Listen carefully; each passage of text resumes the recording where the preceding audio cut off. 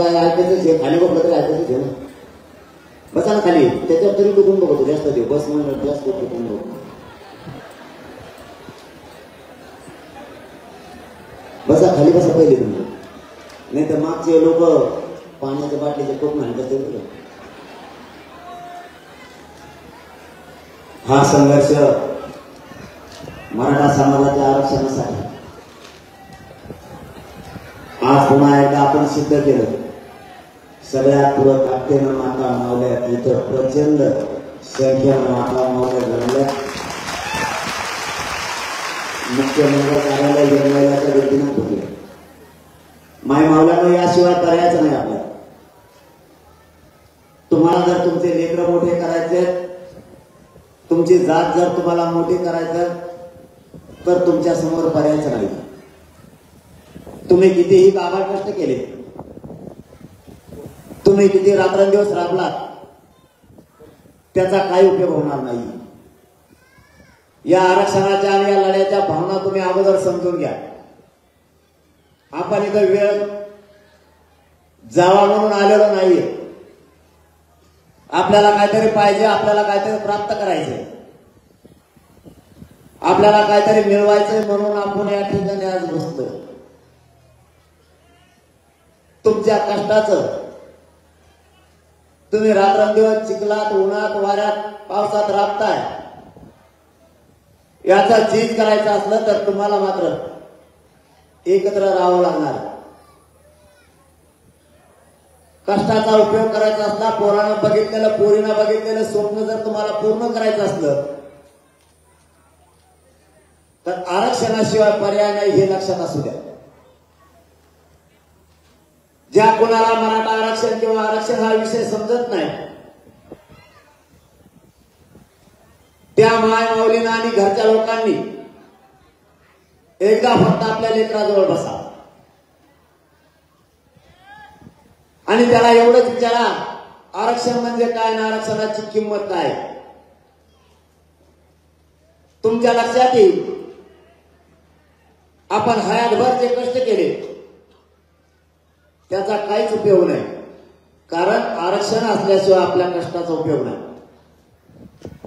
आपल्या लेकरालाच माहिती आहे आरक्षणाची किंमत. आरक्षण किती ताकदवर आहे. ज्यांना ज्यांना आरक्षण मिळालं त्यांना विचारा.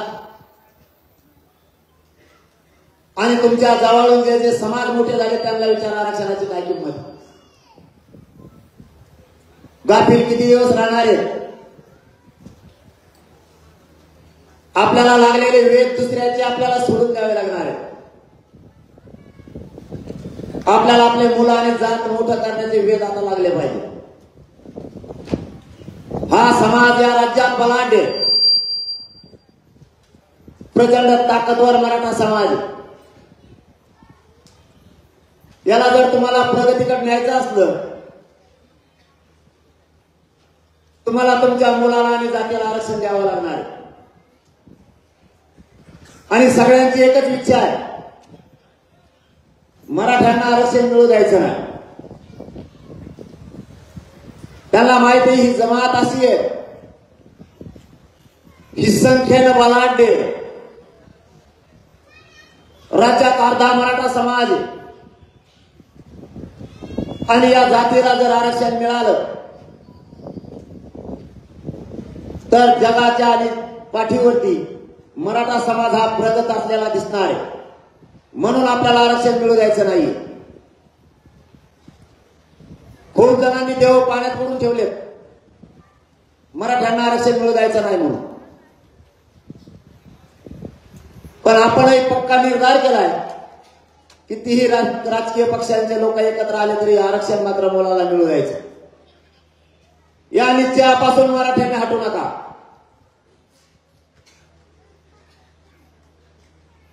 तुम्हाला फिरायला खूप दिवस आहेत. काम हे आपल्या पाठीमागे आपल्या पाठीला पुजले. हा लढा आयुष्याचा आहे आणि या लढ्यात आपल्या लेकराला आपल्याला आयुष्याचं द्यायचंय म्हणून कुणीच हटायचं नाहीये. राजकीय पक्षाचे लोक आपल्यात फूट पाडायला लागले. या राज्यात प्रचंड संख्येनं सरकारी आंदोलन उभं राहायला लागले. त्याचं मुख्य कारण फक्त एकच आहे, मराठ्यात फूट पाडायची. बहाणे काही पण सांगायचे, पण मराठ्यांना आरक्षण न मिळू देण्यासाठी अनेक आंदोलन सरकारनं उभा केले. मला एक गोष्ट कळत नाही, का आम्ही गरिबांनी स्वप्न बघायचे नाही? आमचा वाली कोणी नाहीये का? 70-75 वर्षात मोठे केलेले राजकीय पक्षांचे लोक आज गरीब मराठ्यांच्या बाजूने उभा राहण्याऐवजी सरकारच्या बाजूने उभा राहायला लागले. या सगळ्या पक्षातल्या नेत्याला त्यांची संपत्ती वाचवायची, या राजकीय पक्षातल्या आमदार मंत्र्यांना यांचे मुलं यांना वाचवायचे, यांना त्यांचा पक्ष वाचवायचा, त्यांचा नेता वाचवायचा. पण माझा गोरगरीब मराठ्यांचे पोर आणि समाज वाचवायचा नाहीये. म्हणून मराठ्यांनी भानावरती राहा. आता सावध राहण्याचे दिवस आहेत. बेसावध नका राहू माय मावल्यांनो. आपले लेकर आपल्याला आता कधीच माफ करणार नाहीये. निवडणुका आता जवळ आल्यात. या निवडणुकीच्या काळात आपल्याला अनेक पद्धतीने भावनिक केलं जाणार आहे, आपल्यावरती दादागिरी केली जाणार आहे. याचं मूळ कारण आहे मराठ्यांना घाबरावायचं, त्यांच्यावरती दहशत निर्माण करायची, कारण त्यांना आरक्षण मिळू द्यायचं नाही म्हणून. प्रत्येक राजकीय पक्षाचा नेता आज पक्ष वाचवायला आणि नेता वाचवायला उठलाय. कोणाला वाटत नाहीये माझा गरीब मराठा मोठा व्हावा म्हणून. माझ्या मराठ्यांनी गरिबांनी यांचं काय केलंय याचं उत्तर मात्र आणखी मिळत नाही.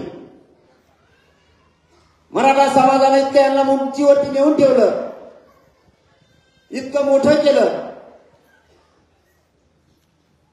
आज अफाट अशी संपत्ती यांच्याकडे जमा झाली, ती फक्त मराठ्यांच्या जीवावर. कधी काळी यांना 10 एकर जमीन नव्हती, आज 500 एकर जमीन मोजायला लागली. कधी काळी यांना राहायला घर नव्हतं, यांचे 5-5 एकर मध्ये बंगले उभा राहिले. हे फक्त मराठ्यांमुळे त्यांना मिळालं.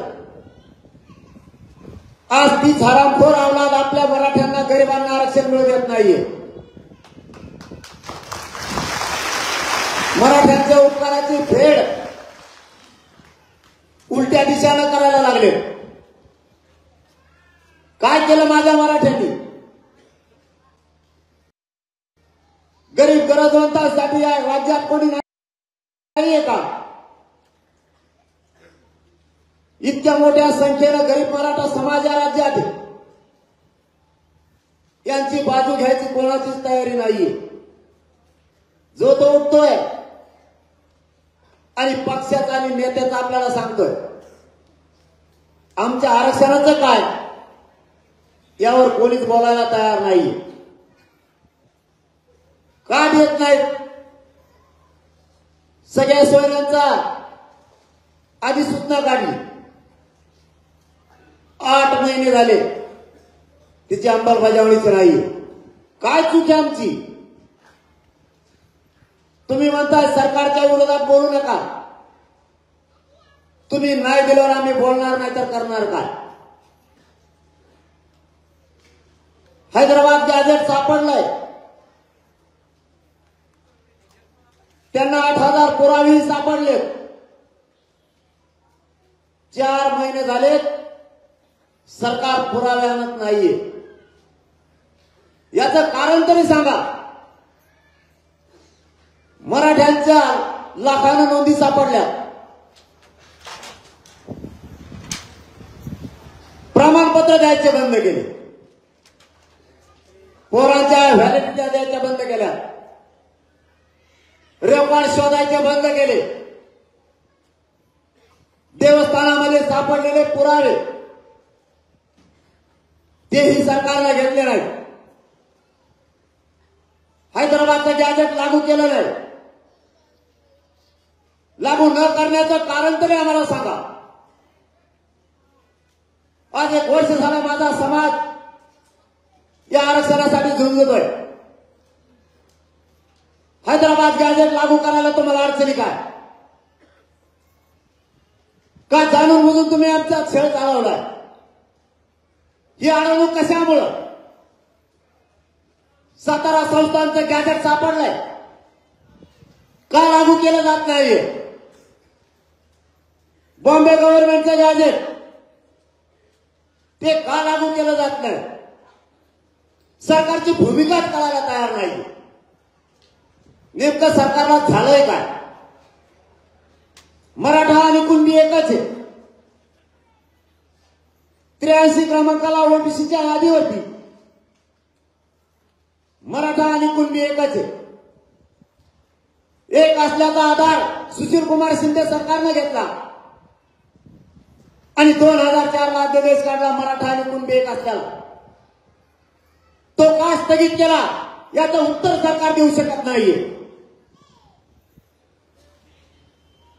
महाराष्ट्रातले 4 दिवसात गुन्हे मागे घेऊ म्हणणारे 1 वर्ष झाला अंतर घेतले नाहीये. मराठ्यांनी ईडब्ल्यूएस मागितलं नाही, एससीबीसी आरक्षण मागितलं नाही, तरी सरकारने एससीबीसी दिलं आणि ईडब्ल्यूएस आरक्षण मराठ्यांचं रद्द केलं. सरकार नेमकी भूमिका पार पाडतंय कोणची? तुम्ही मराठ्यांच्या विरोधातले काम का करताय? मराठे जे मागतायत ते तुम्ही देत नाहीये आणि जे मागत नाहीत ते दिलं जातं. आमची चूक तरी काय नेमकं सांगा. एससीबीसी आरक्षण मिळण्याच्या अगोदर लाखो मराठ्यांच्या पोरांनी ईडब्ल्यूएस मधून अर्ज केले. नोकरीसाठी असो किंवा प्रवेशासाठी असो, ते अर्ज रद्द करण्याचं सरकारचं कारण काय? त्यात अनेक पोरं भरती झाले होते. त्यांचे अर्ज रद्द करण्याचं काम सरकारनं सुरू केलं. मराठ्यांनी जरा जागेवर राहून विचार करायचा प्रयत्न करा. नुसतं पळून चालणार नाहीये. आपल्याला सरकारकडे बारकाईने लक्ष ठेवावं लागणार. नेमकं चाललंय तरी काय? ईडब्ल्यूएस रद्द केलं, एससीबीसी दिलं. आमचं म्हणणं होतं ते केंद्रापर्यंत ईडब्ल्यूएस, एससीबीसी फक्त राज्यासाठी. आमच्या पोरांना सुद्धा केंद्रात नोकऱ्या करायच्या, राज्यात पण करायच्या. हा घाट घातला कशासाठी ईडब्ल्यूएस रद्द करण्याचा? याचं उत्तर सरकार देत नाहीये. सरकारने नवीनच चालू केलं. ही आमदार उभा कर, तो मंत्री आमच्या विरोधात उभा कर, तो खासदार मराठ्यांच्या विरोधात उभा कर आणि प्रश्न विचारतायत. आमच्या नेत्याला बोलू नका. तुमचा का बाप आहे का देऊ?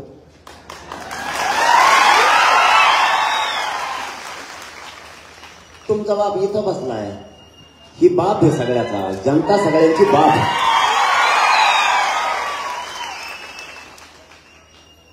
पक्षाला नेत्याला बाप कशामुळे मानतात? जातीला आणि जातीच्या लेकराला बाप माना ना. पक्षाच्या नेत्याला बाप मानायला लागले, मग लोक लागले माग. प्रश्न तरी काय?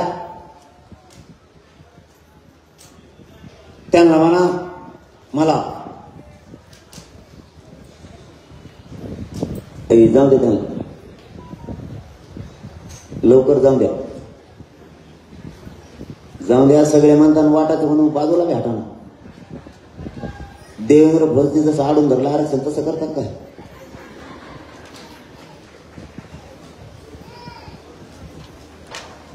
म्हणणं तरी काय यांचं? आमच्या नेत्याला बोलू नका. तो आहे नेत्याकडे जाय, त्याला म्हणा आरक्षण दी. एक शब्द बोललो तर हे मराठी मला माझ्या कानात धरते. आरक्षण दे, एक शब्द बोलत नाही दिलं तर जोडल्याशिवाय पर्याय नाही. दुसरं काय, तुमचा त्यांना फायदा झाला. तुम्ही दिला असता त्यांना फायदा झाला असता का? नाही दिल्यावर फायदा होणार का नाही? आपल्या गावात सरपंच असतो, त्याने जर काम नाही केलं तर आपण काय म्हणतो, हे काही कामाचा नाही, दुसरा करायचा. करतोच का नाही बिगर कामाचा असल्यावर? आपण काम कोणाला सांगतो? गावात जर खड्डे पडले तर सरपंचाला का माझे सरपंचाला सांगतो. ते फुटाडांनी आणायचं का आपल्याला? पाडून टाकलं म्हणून मला काम सांगतो खड्डे बुजायची. मग सध्याचा सरपंच कोण आहे? देवेंद्र फडणवीस. मागणार कोणाला आपण? सरपंचाला. ते उपसरपंच आहे पण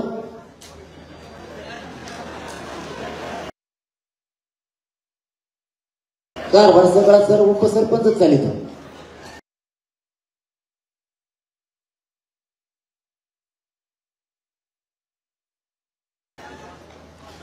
एखादी जागा राखीव असते तशी ते उपसरपंच पण सरपंचाचे सगळे अधिकार त्याच्याकडे, तेच सगळं चालित. मग मागणार कोणाला? सरकारला. बरं, मागणी करणारा डोकं तरी पाहिजे. काय करावं?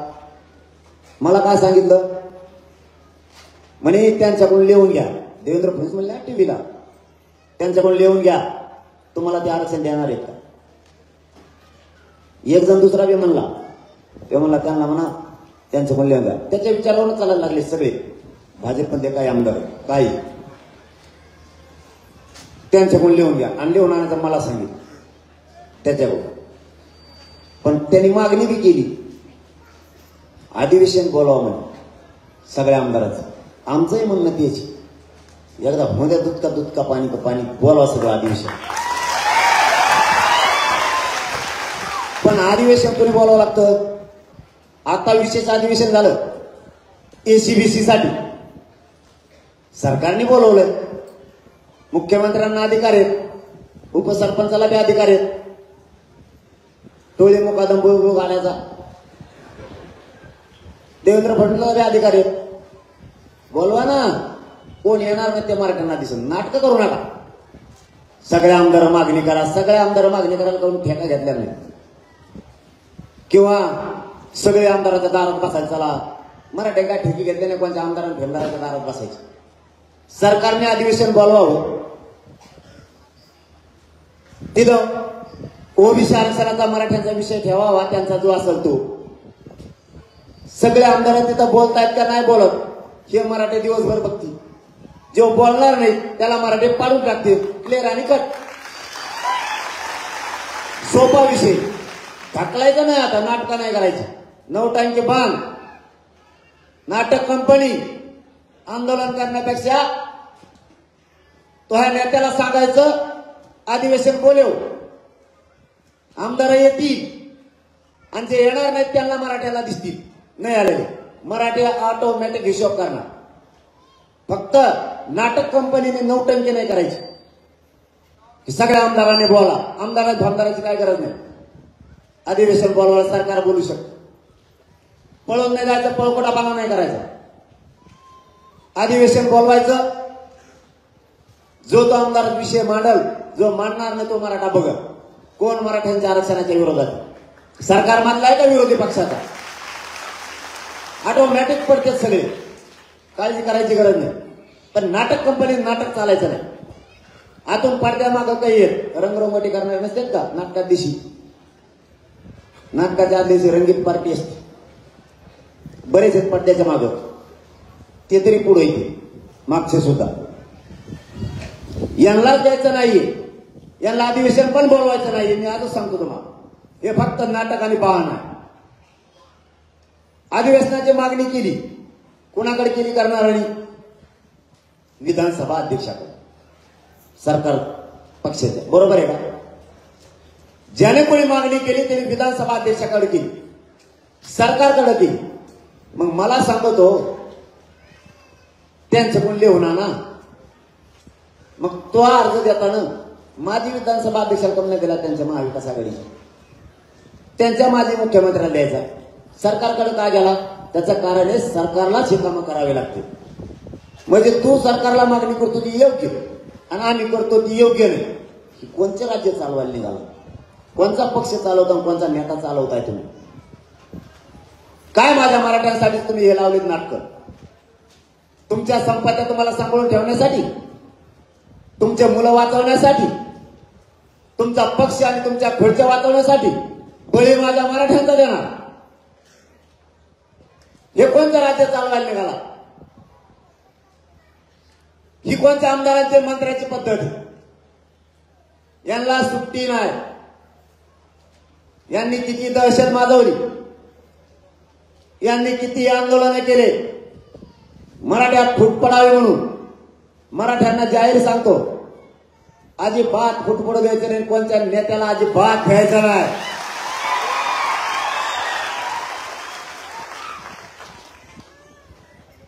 दोन 2024 ज्यांना ज्यांना यांनी त्रास दिलाय, ज्यांना ज्यांना काठीनं मारलंय, एका एका काठीचा हिशोब 2024 मतदानाच्या दिवशी करायचा. सगळा हिशोब होणार 2024. सुट्टी नाही. माझ्या जातीच्या लेकराला त्रास दिलेल्या लोकांना सुट्टी नाही. जातवान मराठी आहेत आपण, विसरायचं नाही. कोण नेता आणि कोणाचा पक्ष आम्हाला माहित नाही. आपले लेकर आपल्यासाठी मोठे आहेत. मराठ्यांना जाहीरपणानं सांगतोय, लेकर जरा डोळ्यासमोर असू द्या. तुमच्या डोळ्या देखता जे नेत्याला तुम्ही मोठं केलं ते नेत्याचा पोरगा परदेशात शिकतंय. तुमच्या पोराला किती दिवस पॉम्पलेट चिटकावून प्रचार करायला ठेवताय? बनू द्या अधिकारी तुमचे. राज्यापासून केंद्रापर्यंत मराठ्यांचे लेकर आता अधिकारी बनायला लागले आरक्षणाच्या जोरावर.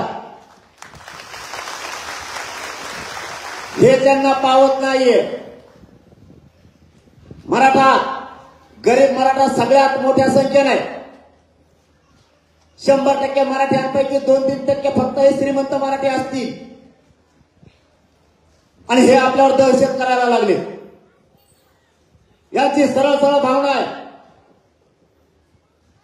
गरीब मराठी मोठे झाले नाही पाहिजे. म्हणून तर यांनी आंदोलन उभा केले. खूप टोळ्या माझ्या विरोधात उभा आहेत सध्या. देवेंद्र फडणवीस सगळे आमदार माझ्या विरोधात उभा केले. काही संघटना, काही समन्वयक उभा केले.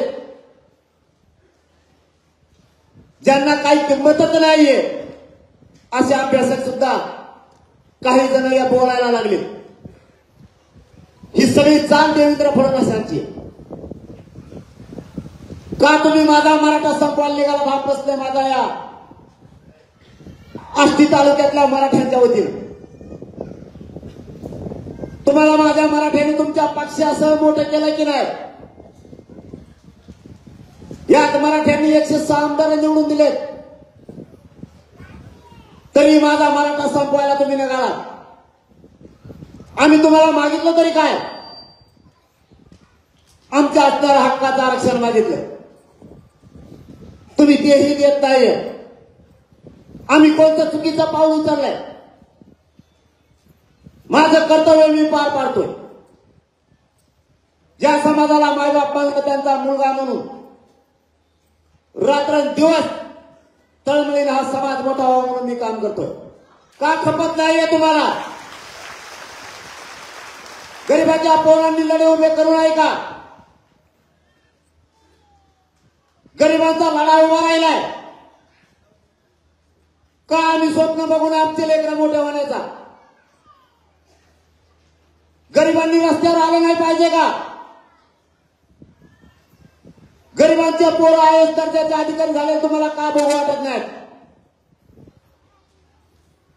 नोकरीच्या क्षेत्रात मराठा चाललाय, यांना का बघू वाटत नाहीये? मी काय इमानदारीनं लढू नये असं देवेंद्र फडणवीसांना वाटतंय. मी सरकारला मॅनेज होत नाहीये, मी फुटत सुद्धा नाही. मी माझा प्रामाणिकपणा आणि माझी निष्ठा समाजाच्या पायावर ठेवली. मी काय विकावी. मला मोठं होण्यासाठी हा लढा नाहीये किंवा सरकारचं मी ऐकावं यासाठी पण हा लढा नाहीये. हा आरपारचा शेवटचा मराठ्यांचा लढा आहे. स्वतःच्या लेकराच्या न्यायासाठी.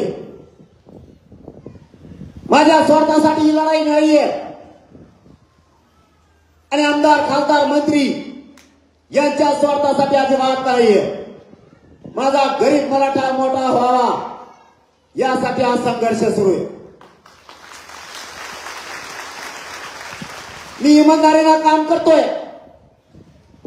यांच्या पत्नी पडत नाहीये. यांना यांच्या ऐकण्यातले लोक लागतायत. यांनी आंदोलन उभा केले जातात त्यांच्याच ऐकण्यातले. ज्याला 2000 कोटी 500 कोटी 4000 कोटीचे काम दिलेत असे लोक आंदोलनात उभा आहेत. आता बलाढ्य शक्ती पैशाने असलेली आपल्या विरोधात उतरली. गरीब मराठ्यांना तुम्हाला सांगतो 50,000 कोटीची बलाढ्य शक्ती जरी मराठ्यांच्या पुढे उतरली तरी मराठ्यांच्या मनगटाला गरीबाच्या मनगटाला मनगट लावायची ताकद यांच्या कोणाचाच नाही. तुम्ही फक्त इथून राहा. तुम्ही भाजप शिवसेना राष्ट्रवादी काँग्रेस करू नका. यांना मी एकटा वटणीवर आणतो.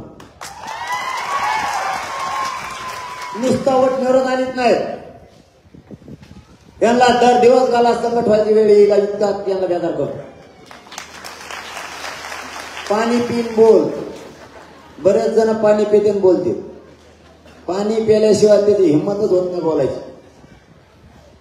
कारण देवेंद्र फडणवीसने सांगताना सांगितलंय पाणी पी नाही तर गटरातलं पी पाणी पण बोल. जर नाही बोलला की मध्ये टाकलाच ते कातो कातो पळत आहे. पॅन्ट फाडली तरी.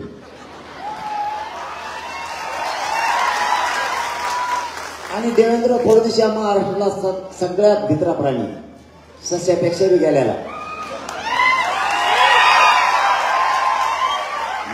मराठ्याच्या अंगावर घालतो काय पेट्या.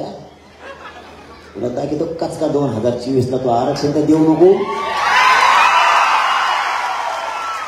आता मराठ्याच्या अंगावर घालायला ठरवलं. आधी ओबीसी अंगावर घातले तुम्हाला आणखीन एक सांगतो. ओबीसी आणि मराठ्यात दंगल व्हावी म्हणून अंगावर घातले. माझी तुम्हाला हात जोडून विनंती. काही वायाला गेलेले आमदार मणिपूरची शब्द वापरायला लागले. मणिपूरला दंगे सुरू आहेत आणि तशी परिस्थिती महाराष्ट्रात होणार आहे असं काही जण म्हणते. तुम्हाला सांगतो बहुतेक सरकारचा अंदाज आहे सरकारला दंगली घडवायच्या असा त्या शब्दावरून अर्थ निघतो. मराठ्यांनी फक्त शांत राहा. जसं ओबीसी मराठा वाद होऊ दिला नाही तसा इथून पुढे कोणताच वाद करायचा नाही. तुम्ही फक्त शांत राहा. बाकीचं सगळं मी बघतो. आरक्षण कसं मिळत नाही आणि कसे ढकल येत नाही. ना विराजानं बळच अवसर आणायला लागलेत काय काय आमदार. भाषात अशी हात करतात अशी. आम्ही तलवारी चाललेले आहे असं. आम्ही शिवाजी महाराज सैन्यात होतो का होता हातावरच कळत होतो होता का नव्हता. छातावर हाणून घेतोय. छातावर मी असा काय करतो म्याव मांजऱ्या. काय गप्पा ठोकत होतं. मला तर एक जण म्हणे देवेंद्र फडणवीसने सांगितलं तो तुकडे करायचे आणि पत्रकार परिषदेत म्हणला नुसतं येऊन दाखा तुकडेच करतो रक्ताचा पाटच वाचो मराठ्याचा. तुकडे करणार मराठीचे. आणि देवेंद्र फडणवीस ऐकून देवेंद्र फडणवीस एवढे सगळे सोयरे आहेत का महाराष्ट्रात. कुठं ते ज्वारी पिढी नाही आपण पाहिलं ते पातळ व्हायची ज्वारी त्याला तूट झाली म्हणायची. त्याची दे ठोंग त्या तिथे ठोंग त्या तिथे ठोंग असे सगळे सोयरे महाराष्ट्रात. 25 गावात एखादं सापडत. तू आमचे तुकडे करणार का आता ते याच्या हाताने? त्याच त्याला सुचाना. ते पाणी एका हातात, गलास एका हातात त्याचे, आणि तेव्हा करणार. थांब 2024 पाणी सांभाळून ठेव 24 को पाणी लागल त्या टायमाला. आता खेटलायच ना गरीब मराठाला, श्रीमंत मराठा. पहिलं वावर बी नव्हतं ना, आता लई इस्टेट झाली ना, पैशाची मस्ती आली. बघ गरीब मराठी पैसे कसे घालते, उडे कोवर. 1 रुपया ठेवत नाहीत मराठी खिशात, 1 रुपया उडे कोवर तरी निवडून येत नाही. देवेंद्र फडणवीसच्या नादी लागून मराठ्यांच्या आमदारांना मराठ्यांच्या विरोधात जाऊ नये. जाहीरपणानं त्या आष्टी तालुक्यातल्या बैठकीच्या निमित्तानं महाराष्ट्रातल्या सगळ्या पक्षातल्या मराठ्यांना सांगतो, उगाच मराठ्यांच्या विरोधात जाऊ नका. मराठ्यांच्या विरोधात जाऊ तुम्ही तुमच्या हाताने देवेंद्र फडणवीस ऐकून तुमची इज्जत घालू नका. तुम्ही मराठ्यांना धरून राहा. हेच मराठी तुम्हाला पडू नाही देणार. फक्त मराठ्यांच्या आंदोलनाच्या बाजूला राहा. तुम्ही त्याचा ऐकून विरोधात गेले खला. आता मागं झालं तसं. एक जणाकडे इतके पैसे होते तरी मराठ्याने पाडून टाकलं. चालता चालता पाव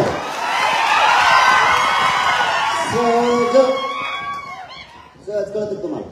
सहज मराठी नाही म्हणते आमच्या हातात मळे देव सहज पाडव चालता चालता असं. आणि असे खऱ्या खांद्याचे ते त्याच्यावर तो कसं करतो तलवारी असं चाललेला म्हटलं सैन्यात होतो, म्हटलं सैन्यात फुल होतो, तसंच होतं. आम्ही तसे पैसे लई मारण्याचे, आमची जात अशी आमची जात तशी, जेवढे हाणायचे नुसते खऱ्या खांदायचे. ते गुदाड्याला बैल असतो तसं मराठी चाल चालता पाडून टाके. आता म्हणजे लय बेकार आहे मराठी. आता कसं काच का कळाला? तुमच्यात ताकद आहे, तुम्हाला ताकदीची जाणीव ठेवा. तुमच्यात लय ताकद आहे, तुमच्यात लय ताकद आहे. काही कुणाला पाय लावायचा नाही, कुणाच्या पाय पडायचा नाही, कोणाला भ्यायचा संबंध नाही. आपली काय कमी ताकद नाहीये. आणि आपण काय करू शकतो राज्यात मराठी हे मात्र सरकारला कळलंय. एकदाच फक्त पाडा म्हणलो होतो, 32 जणांचा कार्यक्रमच केला मराठी. एक थोडं नाही खला सगळे एक शिक्का चालली. या बारीच करायचं जर ठरलं तर. जर पाडायचं ठरलं असे पाडी जाणं ह्या बारीने बी 5-50 वर्ष तर ती फिरून उभा राहिला पाहिजे. निवडणूक म्हणलं तर झाकाली पाहिजे. एखादा पक्षवाला मला तुला तिकीट देऊ, मला तर तिकीट देऊ, मला दुसरं काय सांग तिकीट देऊ. इतकं आता कसं झालं एक जणाचं. आता तर 48 मतदारसंघ 54 पैकी राखीव मधले मराठा जिकडे मतदान करेल तिकडेच निवडून येते. म्हणजे असेच 48 आमदार होते. मराठ्याच्या मतदाराशिवाय निवडूनच येत नाही. प्रत्येक राखीव मतदारसंघात 1 लाखापेक्षा जास्त मतदान आहे मराठा. प्रत्येक मतदारसंघात. एवढ्या वेळेस फक्त मराठ्यांच्या बाजू मांडणारा त्यालाच मत द्यायचे, दुसऱ्याला द्यायचे नाही, अजिबात द्यायचं. आता 1 लाखाची लीड तोडणं सोपी गोष्ट आहे. जर राखीव मध्ये 70,000 ते 1 लाख मराठ्यांचं मतदान आहे, 1 लाखाची लीड तोडणं सोपं आहे. एक जणाची भाऊ 5,000साठी इतका फेस पाडा होता लीड तोडायला.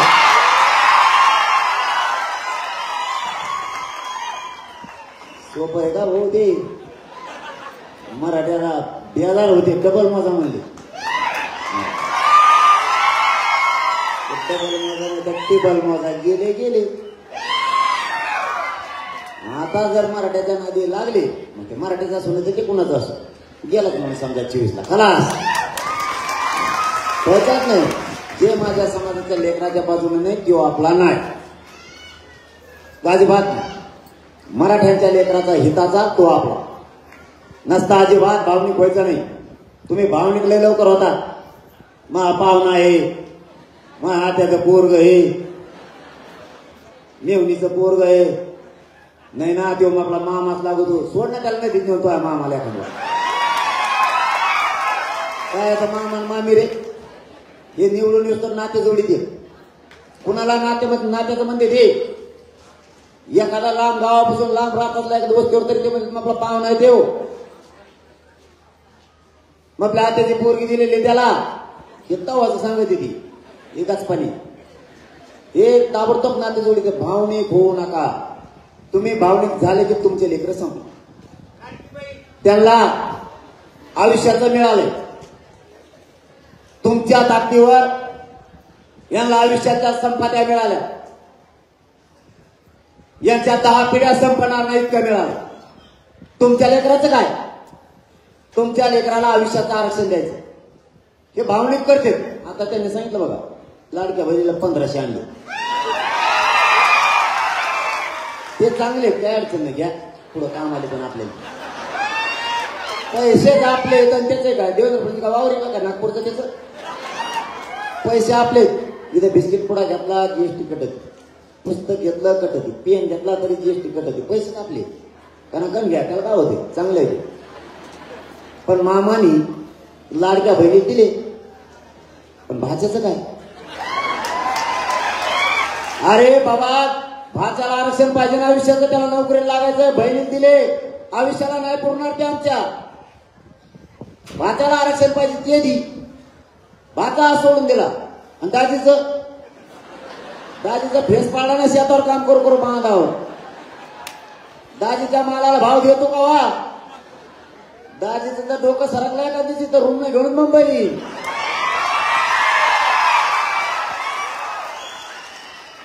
तुम्ही आम्हाला आयुष्याचं द्या ना आणि मी एकदा दाजी घेऊन जाणारच आहे सगळे मुंबईत माशा हो तुमचे मथरे एकदा मी सगळे मुंबईला येणार बघा नेतळीला येताना तुमच्या मथरण मी सगळं आरक्षणच घेऊन येणार माझे तोवर येतच नाही तोवर तुम्ही रान सांभाळायला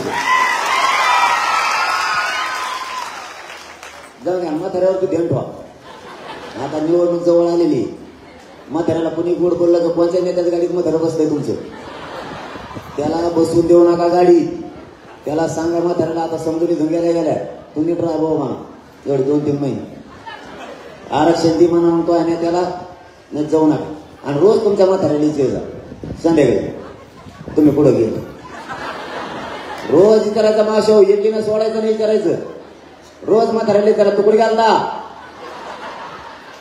हे जर म्हणले की नाही ते सगळं मनात घरात बाहेर गरबान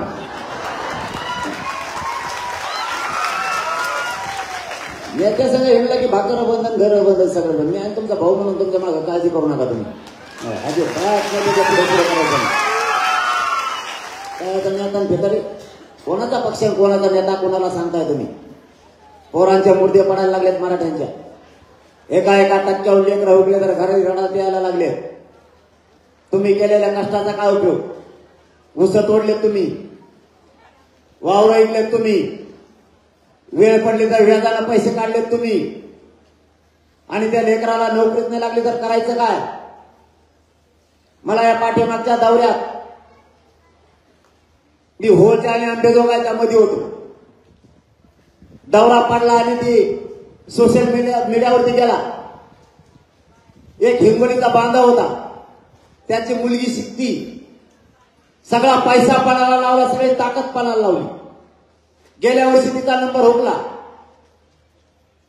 जवळ काही राहिलं नाही आता केलं का पाहिजे मुलीचं स्वप्न त्याला साकार करायचं आणि मुलीला आई बापाचं स्वप्न साकार करायचं पण आरक्षण पायी घरी बसली त्यांच्या नशिबाने यावेळेस त्यांचं कुणबी प्रमाणपत्र निघालं आणि माझा दौरा पडला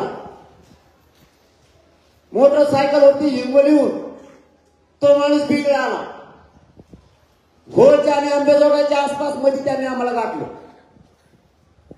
आमच्या गाड्या थांबल्याच्या नंतर तो मुलीसह गाडीजवळ आला आणि त्यांनी सांगितलं दादा माझं कुणबी प्रमाणपत्र निघालंय आणि माझं लेकरू MBBS ला लागलंय माझ्या जीवनाचं सार्थक झालं हे स्वप्न राजकीय नेता नाही पूर्ण करणार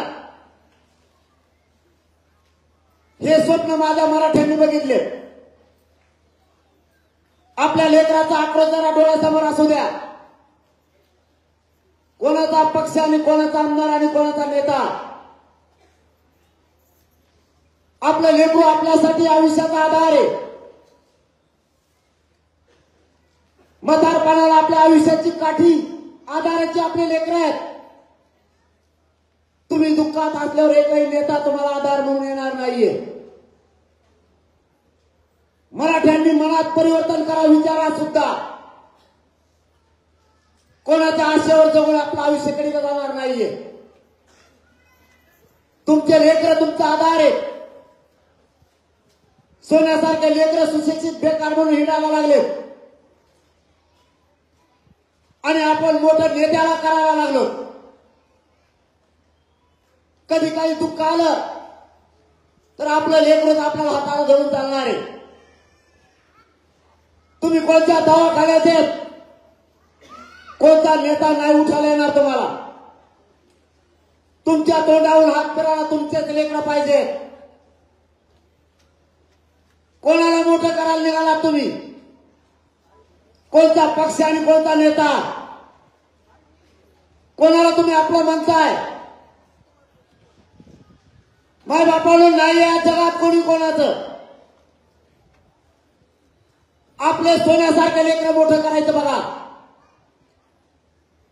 त्याला हिंदू द्या लाल दिव्याच्या गाडीत, त्याला येऊ दे येईल करून अधिकारी म्हणून आपल्या घरी. नेत्याचं पुढारपण बघून आपलं आयुष्य कधीला जाणार नाहीये. त्याचं पुढारपण आपण नाही खाऊ शकत. त्याची गाडी बघून आपलं आयुष्य कधीला जाणार नाहीये. त्याचा बंगला बघून आपलं आयुष्य नाही कधीला जाणार. आपले लेकर आणि लेकी पायावरती उभा करा. त्यांना आरक्षण देऊन मोठं करायचं बघा. कोणता पक्ष आणि कोणता नेता, कोणाचे तुम्ही झेंडे उचलताय? नाही गरीब मराठ्यांचं कुणी. आपल्याच एका बांधवानं मराठा आरक्षणासाठी बलिदान दिलंय. आई बापाला एकुलता एक पोरग आणि आरक्षणापायी लेकरांना आत्महत्या केली. काय बघायचं आता या दुनियाच्या मायबापानं? स्वतःचं लेकरू काहीच गेलं, आधाराला सुद्धा कोणी नाही. हे हरामखोर सरकार, याला मराठ्यांची माया दया येत नाहीये. मराठ्यांनाच हे सरकार मराठ्यांच्या विरोधात आंदोलन करायला लावतं. ज्यावेळेस आम्ही त्या कुटुंबाकडे गेलो, त्या बापाचं म्हणणं एकच होतं, दादा नाही राहिलं मला कुणी आता. घर असूनही मला घर दिसत नाहीये. चार भिंतीच्या आत जगणं माझ्यासाठी अवघड चाललंय. होता एक पोरगा, त्याने आत्महत्या केली, पण होऊ द्या, त्याला नाविलाज आहे. माझा मुलगा माघारी येणार नाहीये, पण या समाजाला आरक्षण मिळावं ही मात्र माझी सुद्धा भावना आहे. आता त्या बापानं काय कागदावरती दगड ठेवला असेल, हे शब्द बोलणं सोपं आहे, जीवन जगताना अवघड आहे. या श्रीमंत मराठ्यांना हे नाही कळणार. आमच्या वेदना आणि दुःख यांना नाही कळणार. मी समाजाची जबाबदारी माझ्या खांद्यावर घेतली. मला ही कुणी नाहीये आणि असूनही त्याचा उपयोग नाहीये. मी या समाजालाच माझा मायबाप मानलाय. माझा परिवार आणि कुटुंब तुम्ही आहे. माझ्या खांद्यावरती जबाबदारी आहे मराठ्यांच्या लेकराला आरक्षण देण्याची. म्हणून पुन्हा एकदा मी जीवाची बाजी लावायचं ठरवलंय. 17 तारखेला सरकारच्या विरोधात आमरण उपोषण अंतर्गत होणार आहे. पर्याय नाही, काही केलं तरी पर्याय नाहीये.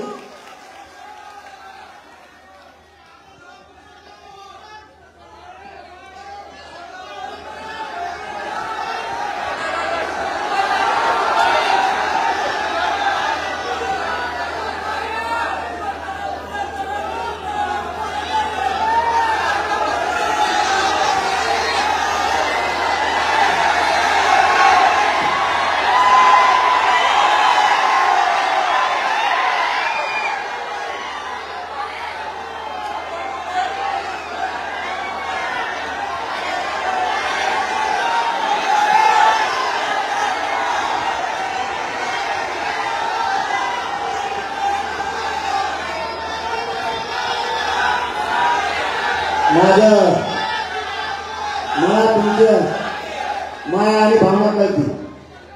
मी मूर्ख नाहीये. मला तुमची भावना आणि माया कळती.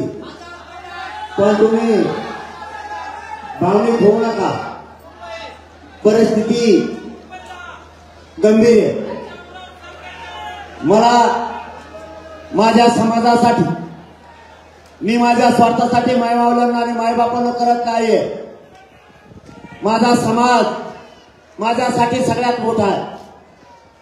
माझ्या समाजाच्या लेकराचा आक्रोश माझ्यासाठी सगळ्यात मोठा आहे. सगळ्यांनी ज्याचे त्याचे समाज मोठे केले. भावनिक होऊ नका. माझ्या भावना समजून घ्या. जर मी या समाजाला मायबाप मानलंय तर या समाजाची जबाबदारी, समाजाच्या लेकराची जबाबदारी माझ्या खांद्यावरती. मी माझ्या स्वार्थासाठी आमरण उपोषण नाही करत. माझ्या समाजाचे लेकर मोठे व्हावेत म्हणून हे आमरण उपोषण. मला माहिती आहे माझ्या शरीराच्या किती वेदना आहेत. मला आजही 4 पायऱ्या चढता येत नाहीये. 4 पायऱ्या उतरायचं म्हणलं तरी मला 2 माणसाचा आधार घ्यावा लागतो. माझ्या वेदनेला माझ्या समाजाच्या पुढे मी किंमत नाही देत. माझ्या समाजाचा किती आक्रोश आहे हे माझ्यासाठी महत्वाचं आहे. माझ्या समाजाचे लेकर आणि लेकी किती आरक्षणासाठी टाळ फोडतात हे माझ्यासाठी महत्वाचं आहे. माझ्यासाठी माझा जीव आणि माझ्या वेदना महत्वाच्या नाहीये. तुमची माया ही ठीक आहे, परंतु भावनिक हो, भावनेच्या आरी नका जाऊ. समाज कुठे चाललाय आणि समाजाला का अडवलं जात आहे? समाजावरती देवेंद्र फडणवीस कडून का अडवणूक केली जाती? मराठ्यांवरती का अन्याय? जर मी मुलगा म्हणून माझ्या खांद्यावर जबाबदारी असेल तर मला लढावं लागणार. मी माझ्या स्वार्थासाठी लढत नाहीये. माझा समाज आणि माझ्या समाजाचे लेकर मोठे व्हावेत म्हणून लढतो. आणि समाज मोठी करायची एवढी संधी. एकदा निवडणुका झाल्या कोण कोणाला विचारणार नाहीये. आचारसंहिता लागायच्या आत आपल्याला आरक्षण मिळवावं लागणार आहे. म्हणून मला 17 तारखेला उपोषण करावं लागतं. माझी भावना किती आहे मी तुम्हाला नाही फसवू शकत. मी तुम्हाला पहिल्यांदा सांगितलंय हे आंदोलन स्वार्थासाठी नाहीये. मला मोठं होण्यासाठी नाही. सरकारला मी मॅनेज होत नाही हे सरकारचं सगळ्यात मोठं दुःख आहे म्हणून माझ्या मागे लागले. मी काही कावं माझ्या समाजाला, माझ्या समाजाचं रक्तही कोण, मी का मोठं व्हावं? माझ्या कुटुंबाच्या स्वार्थासाठी मी माझ्या समाजाचा स्वाभिमान नाही विकू शकत. आणि तुमचा स्वाभिमान विकणारी माझी पैदास नाहीये. माझा समाज मला मोठा करायचा. माझ्या समाजाचे लेकर मला बराध्य बनवायचे. त्याची ताकद शक्ती वाढवायची. आणि सरकार मला त्यांना मोठं होऊ देत नाही. आमरण उपोषण हीच माझी शक्ती आहे. आणि त्या शक्तीचा उपयोग मी तुमच्यासाठी करतोय. माझा रात्रंदिवस जीव घेणा संघर्ष माझ्या मराठ्यांसाठी आहे. मला माझा समाज मोठा झालेला बघायचा. सगळ्यांनी ज्याचा त्याचा समाज मोठा केलाय.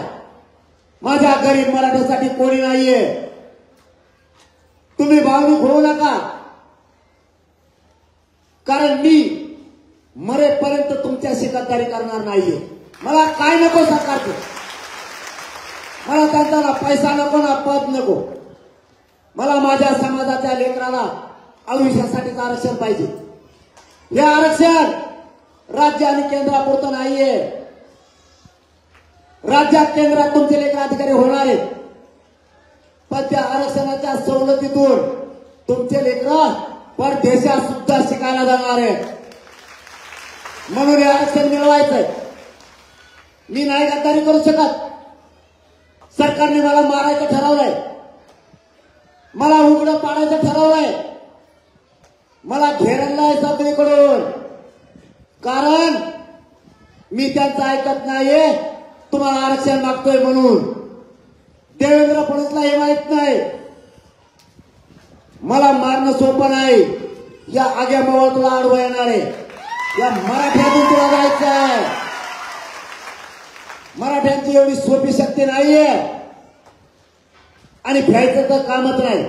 मी मरणाला भेट नाही. माझी माय मावल्यांना माझ्या मराठ्यांना विनंती, मी मरणाच्या शेवटच्या घटका तुमच्या पायावरती मोजणार आहे, पण तुमच्याशी गद्दारी नाही करणार, म्हणजे कधीच नाही करणार.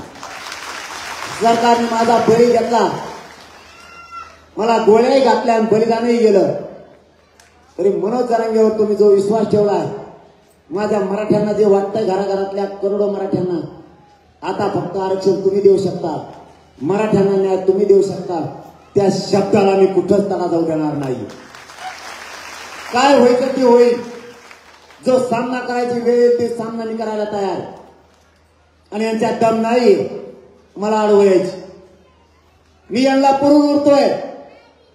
फक्त तुमच्याकडून एकच अपेक्षा, मला तुमचं काय नको, तुमचा फक्त आशीर्वाद आणि साथ पाहिजे. तुम्ही फक्त एकजूट फुटू देऊ नका. यांच्या मुद्द्यावर पाय देऊन आरक्षण आणतो. फक्त तुम्ही पक्षात विभागून जाऊ नका. काही झालं तरी मी हटत नाहीये. 17 तारखेला आमरण उपोषण होणार आहे. नसता त्याच्या आत सरकारनं मराठा आणि कुणबी एक असलेला कायदा पारित करायचा. 3 गॅजेट लागू करायचे.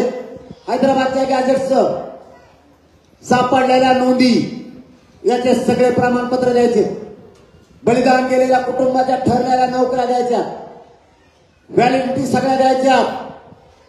सरकारनं एससीबीसी देऊन ईडब्ल्यूएस घालवलंय. ईडब्ल्यूएस मधून अर्ज करणाऱ्या सगळ्या पोरांना नोकरी समाविष्ट करून घ्यायचंय. सरकारने सगळे सरसकट राज्यातले गुन्हे वापस घ्यायचे. हे 17 तारखेच्या आत सरकारनं करायचे. जर सरकारने नाही केलं तर 17 तारखेला आमरण उपोषण कठोर आणि टोकाचं होणार आहे. ते थांबणार नाही. जर सरकारने आचारसंहिता लागायच्या आत मराठ्यांच्या असणाऱ्या सगळ्या मागण्या ज्या त्यांना लेखी दिलेल्या त्या पूर्ण मंजूर करायच्या, नाही केल्या आमचा नाविलाज. मी या आष्टी तालुक्यातल्या मराठ्यांच्या साक्षीनं खरं ते सांगतोय. सरकार ऐकतंय तर ऐक. मला आणि माझ्या समाजाला राजकारणात जायचं नाही. आमचं आहे ओबीसीला हक्काचं आरक्षण द्या. जर तुम्ही ते नाही दिलं तुमचं एकही सीट मराठी निवडून येऊ देणार नाही. म्हणजे पुन्हा सांगतोय, आम्हाला राजकारणात जायचं नाही. मला नाही, माझ्या समाजाला नाही. ठरलेल्या सगळ्या मागण्या मंजूर करा. आमचं राजकारणाशी देणं घेणं नाही.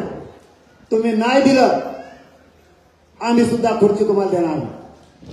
आमच्यासाठी आरक्षण महत्वाचं आणि तुमच्यासाठी खुर्ची महत्वाची. तुम्ही आम्हाला आरक्षण मिळवू देत नाहीत, आम्ही तुम्हाला खुर्ची मिळवू देणार नाही. हे चॅलेंज आहे.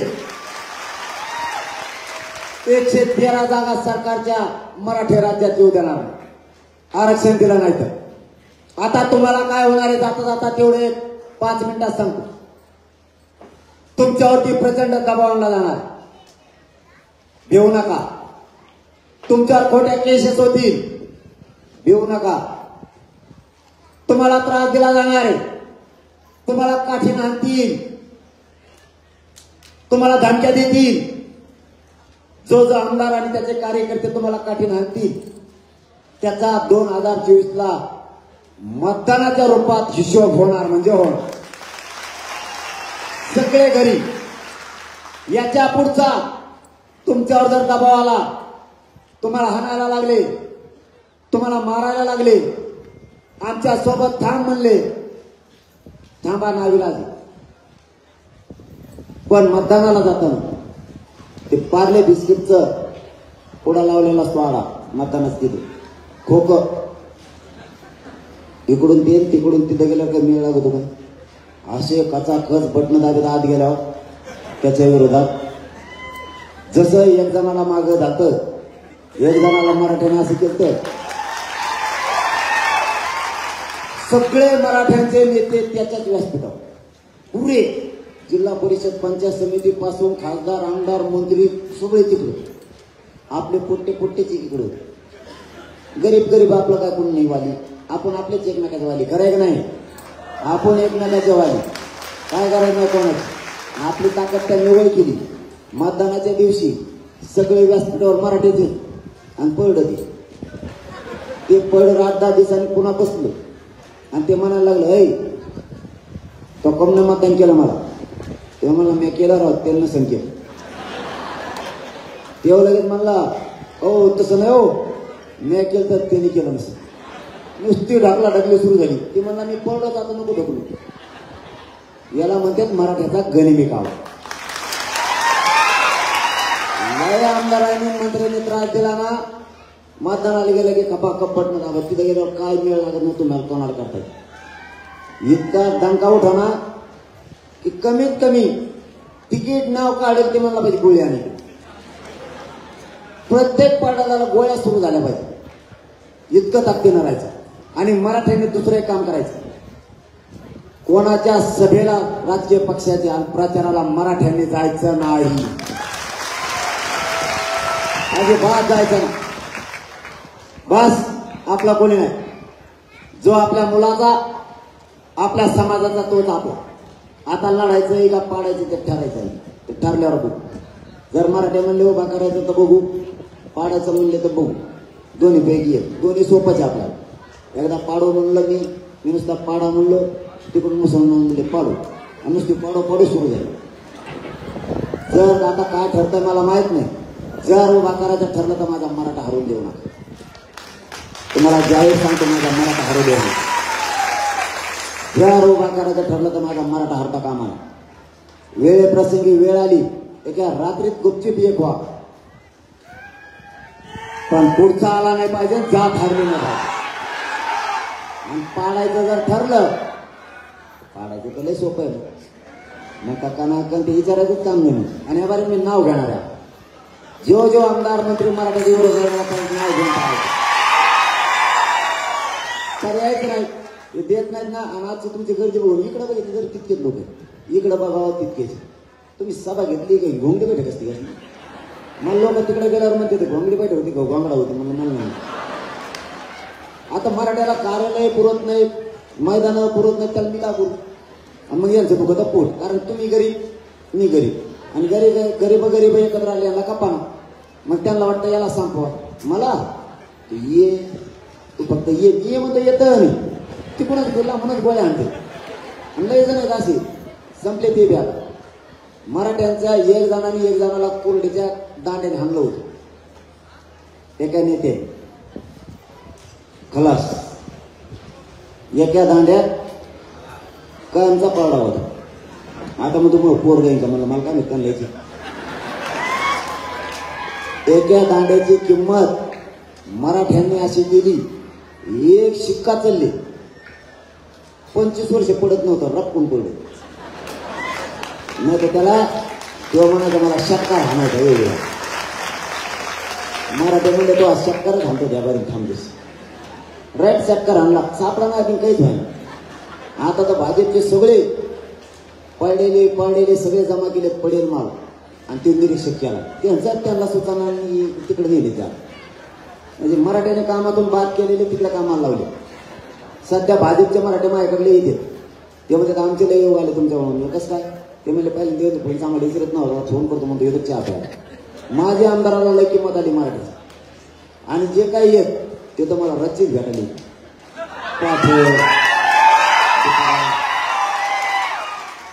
आता मराठ्याला माहीत झालंय याच्याकडे कुणी गेलं तरी हे काय कोणाचंच होत नाही. त्यामुळे मराठी टेन्शन फ्री करी झोपत. कारण मी गद्दार नाही आहे ना.